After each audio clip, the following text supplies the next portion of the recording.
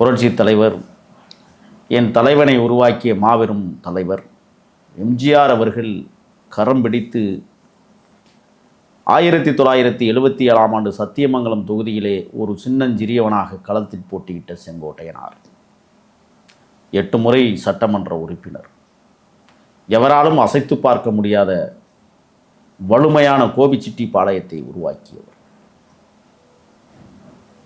அவர் அனாதை என்று சொல்லுவதை விட அறிவாற்றல் மிகுந்தவர்கள் புறக்கணிக்கப்படுகிற போது ஒரு அறிவாற்றல் இயக்கத்தோடு தான் பயணிக்க முடியும்.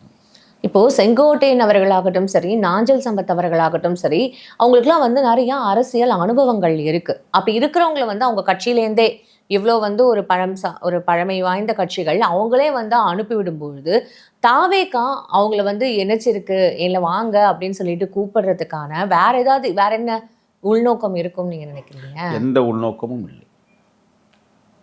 தமிழர் தாயகத்திற்காக தன்னலம் மாறாமல் தன் வாழ்வையே அர்ப்பணித்த தலைவர்கள் தான் செங்கோட்டையனாரும் நாஞ்சில் சம்பத் அவர்கள். ஆனால் நாஞ்சில் சம்பத் அவர்கள் தன் நளினத்தால் நாட்டையே வளைத்து போட்டவர். அவர் பேசாத இதிகாசங்கள் இல்லை, அவர் பேசாத புராணங்கள் இல்லை. அவரும் இப்ப கொஞ்ச நாள் இந்த அரசியல்ல இருந்து கொஞ்சம் விலகிதானே சார் இருந்தாரு. படத்துலலாம் கூட அரசியலில் இருந்து யாரும் விலக முடியாது. அரசியல் யாரையும் விலக்கி வைக்கவும் கூடாது.